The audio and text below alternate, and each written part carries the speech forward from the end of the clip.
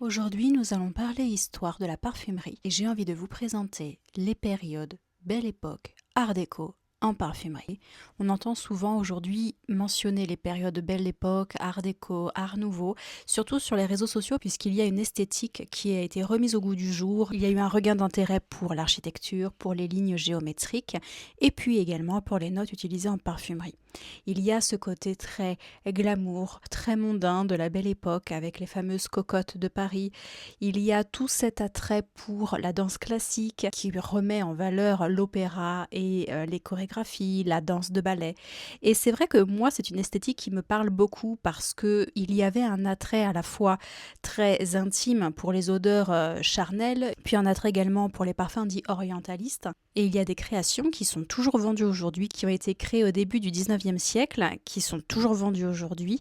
Et puis il y a des créations qui sont beaucoup plus récentes, mais qui s'inspirent de cette période, puisque les notes utilisées, qui sont des notes principalement poudrées pour les femmes, plaisent toujours autant, je pense. La Belle Époque, elle se situe à peu près entre 1871 et 1914, et quant à la période Art déco, elle lui succède entre 1918 et 1939. La Belle Époque, c'est l'âge d'or de la parfumerie parisienne, puisqu'il y a un attrait, je dirais, international pour Paris et son artisanat de luxe mondain. C'est aussi l'une des villes qui a le plus innové en matière de parfumerie avec les premières molécules de synthèse. Ce sont des sujets dont je vous ai déjà parlé, notamment dans mes épisodes Voyage olfactif, disponibles sur YouTube, et on a l'apparition des premiers poudrés de l'histoire en industrie, comme l'or bleu par exemple. Ce sont des périodes qui chevauchent la Première Guerre mondiale et donc il y avait un attrait pour la beauté malgré le climat mondial. Il y avait un retour justement à la poésie et à l'introspection.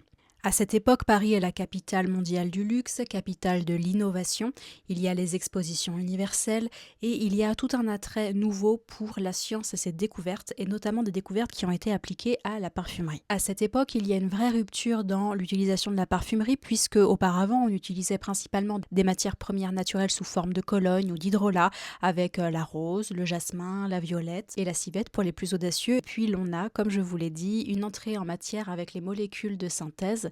Et c'est ce qui a fait une rupture, je dirais, dans la parfumerie, puisqu'on a pu reproduire de manière synthétique des matières naturelles. Donc on a pu avoir un champ très vaste de créativité autour du parfum. On a la naissance des molécules aldéhydées, on a la vanilline avec Jiki, Chalimar, on a l'heure bleue, et puis on a l'arrivée des premières maisons vraiment françaises, parisiennes de parfumerie comme Lubin, Pivert, dont je vais vous parler un petit peu plus tard. On a évidemment Guerlain, Roger Gallet. L'appellation Belle Époque, elle est vraiment concomitante avec l'inauguration du Palais Opéra Garnier. Et ce qui m'a donné envie de tourner cette vidéo aujourd'hui, c'est de parler davantage des senteurs qui m'évoquent cet Opéra Garnier, qui est une merveille architecturale. Si un jour vous avez la chance et que vous ne connaissez pas l'Opéra Garnier, vous pouvez la visiter sur rendez-vous. Et c'est vraiment pour moi le symbole de la Belle Époque, le symbole du luxe parisien début XXe siècle, où on imagine très très bien des senteurs très poudrée, très violette, pourpre, et qu'on sent encore aujourd'hui quand on est dans ce type d'établissement. En termes d'architecture, c'est vraiment, on a vraiment un imaginaire qui fonctionne, qui se développe quand on est dans ce genre d'endroit.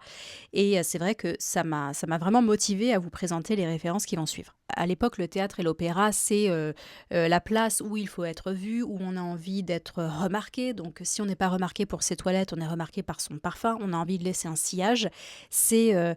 C'est vraiment le côté mondain qui prend le pas sur le véritable, comment dire, sur la véritable consommation d'art en tant que tel. Et c'est vrai que quand on aperçoit, quand on est assis à l'opéra, on aperçoit toutes les loges, on a vraiment ces rideaux en velours pourpre qui tombent. Et du coup, c'est propice au développement d'un imaginaire qui est mystérieux, séducteur. Et je pense que vous avez déjà dû entendre parler des cocottes de Paris, ces grandes courtisanes, grandes horizontales comme on les appelait. Et elles étaient vraiment très célèbres. Vous avez Liane de Pougy, vous aviez la Paiva, et c'est vrai qu'elles étaient réputées pour avoir des parfums très luxueux, très onéreux et qui étaient extrêmement poudrés. Donc je vais vous présenter certaines références que je possède, d'autres que j'ai possédées par le passé et qui vraiment pour moi font partie du patrimoine olfactif de la Belle Époque.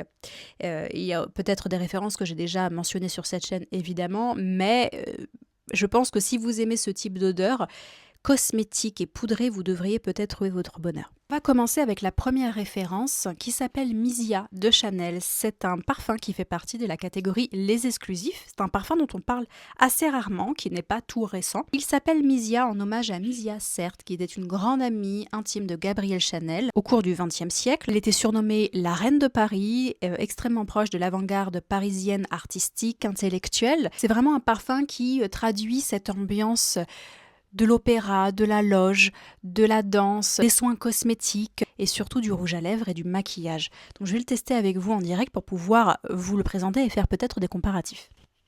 C'est un parfum pour lequel j'ai eu un gros coup de cœur quand je l'ai senti, je l'ai découvert il n'y a pas très longtemps. Je déplore en revanche sa tenue sur peau. En magasin, le parfum avait tenu vraiment très longtemps et là, sur le décan que je possède, c'est pas le cas, c'est vraiment dommage. On y sent dans ce parfum du rouge à lèvres. Mais je dirais plus un rouge à lèvres qui a été écrasé, vous savez, dans un petit pot, un rouge à lèvres que vous allez venir appliquer limite au doigt.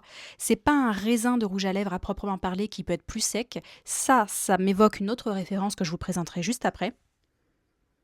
Là, on est vraiment dans quelque chose de très violet, c'est-à-dire dans mon imaginaire. Vous avez de l'iris pallida, qui a cette signature très significative. Vous avez de la rose, vous avez de la violette, donc il y a un côté très capiteux. C'est un rouge à lèvres capiteux, je pense que c'est la rose qui amène cette dimension-là. Et en note de fond, on a du benjoin et de la fève tonka, qui lui apporte un côté presque oriental. Donc on est sur quelque chose de cosmétique, de très théâtral, de très rouge, très pulpeux. C'est un parfum qui est très féminin, qui est très juteux. Et c'est un parfum cosmétique qui est assez différent des autres références, puisque là, on a poussé les curseurs du rouge à lèvres dans le cliché, pour faire simple, dans le cliché. Et c'est une référence qui me fait beaucoup penser à Rouge Assassin de chez Jovois. On est dans ces mêmes ambiances théâtrales. Vous êtes à l'opéra et vous êtes dans une loge. Il y a ce rideau bien lourd qui tombe devant vous.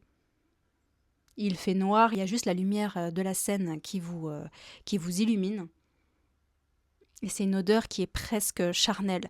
Donc c'est un parfum qui est assez intéressant, qui peut paraître très simple au premier abord, mais finalement sur peau, quand vous le laissez un peu évoluer, c'est un parfum qui est extrêmement distingué. Ensuite, nous allons rester chez Chanel pour parler d'un exclusif également qui est beaucoup plus récent, celui-ci qui s'appelle Comet. Comet, c'est une création de 2024 qui est également inspirée de cette période-là, puisqu'il s'inspire du collier de la collection Les Bijoux de Diamant, qui a été créé par Gabrielle Chanel en 1932. C'est un collier qui représente une étoile filante qu'on accrochait autour du cou.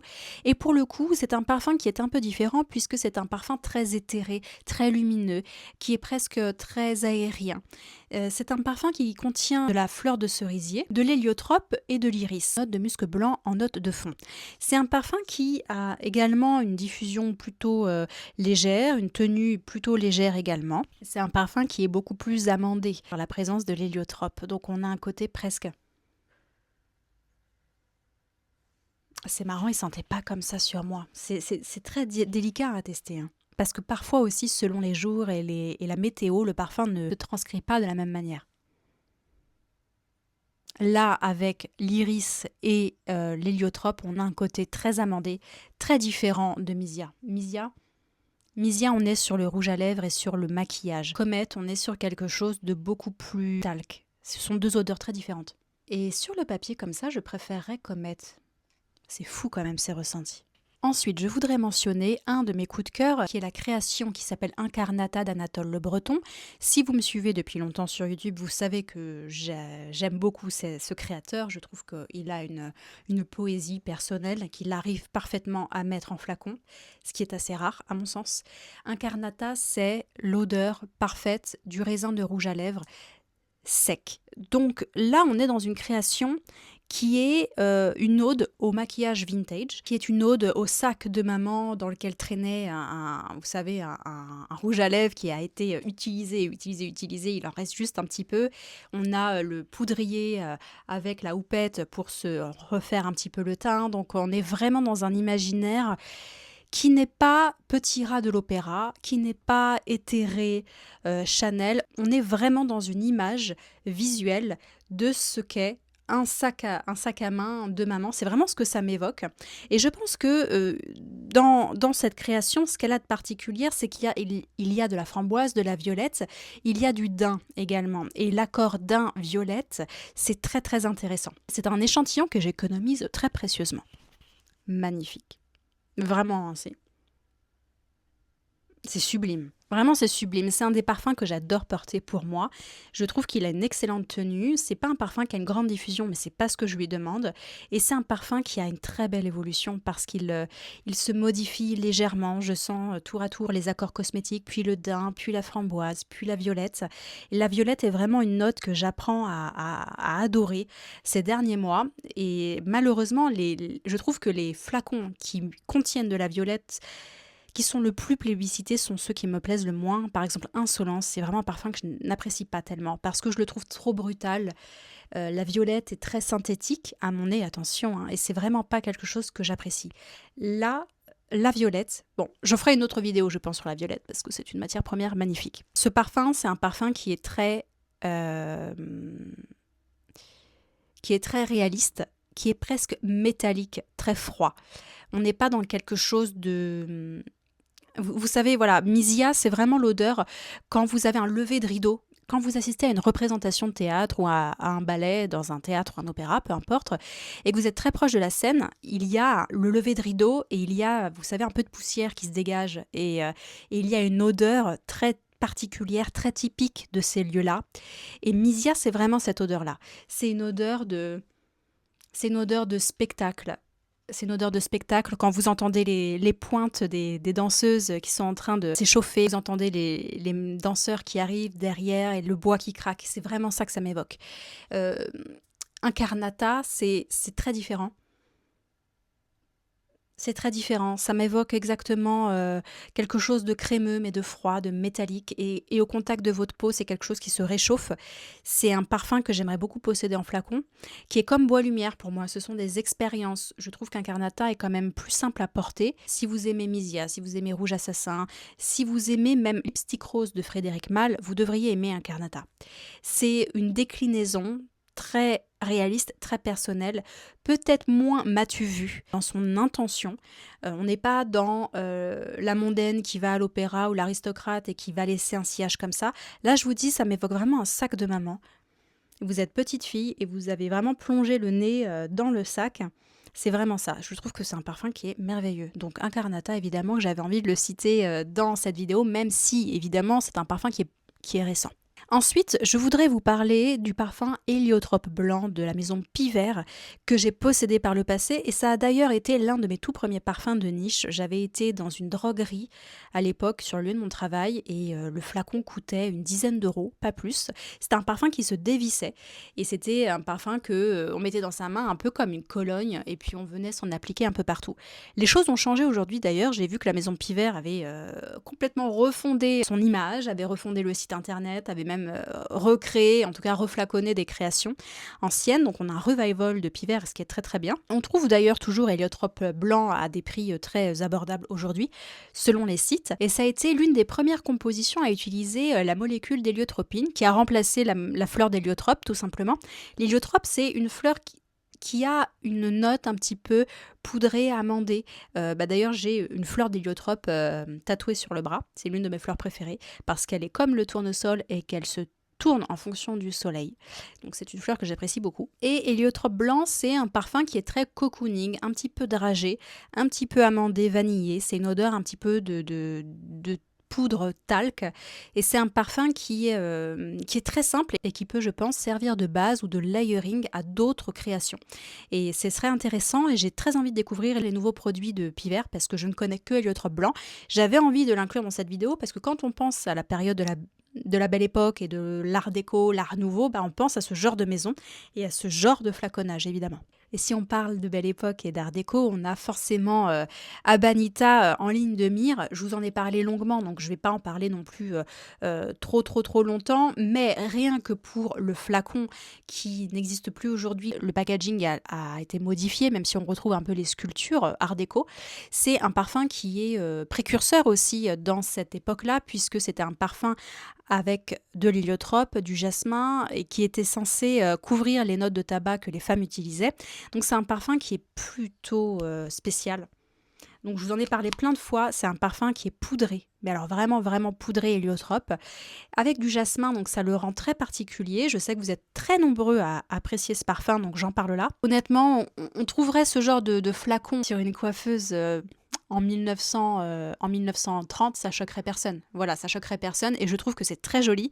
Et d'ailleurs, je trouve que c'est vraiment dommage que la majorité des flacons aient changé aujourd'hui, que ce soit vraiment devenu très simple, très insipide. Alors, il y en a qui sont très beaux, mais tout ce qui est girly, rose et tout ça, je trouve que il y a un peu moins de recherche dans le flacon. Voilà, donc Abanita, une place spéciale dans cette vidéo. Bon, j'espère que cette vidéo vous a plu. Ce sont des périodes que j'affectionne particulièrement, notamment, je fais une digression, mais notamment en termes de joaillerie, de bijoux. Je trouve que les créations art déco sont magnifiques en termes de sertissage, de joaillerie. On a vraiment un attrait pour des lignes très romantiques et très architecturales, chose qui a un petit peu changé avec le temps, donc après c'est tout à fait personnel. J'attends vos retours en commentaire sous cette vidéo pour qu'on puisse échanger à ce sujet. Et en attendant, prenez soin de vous et je vous dis à très bientôt. Ciao!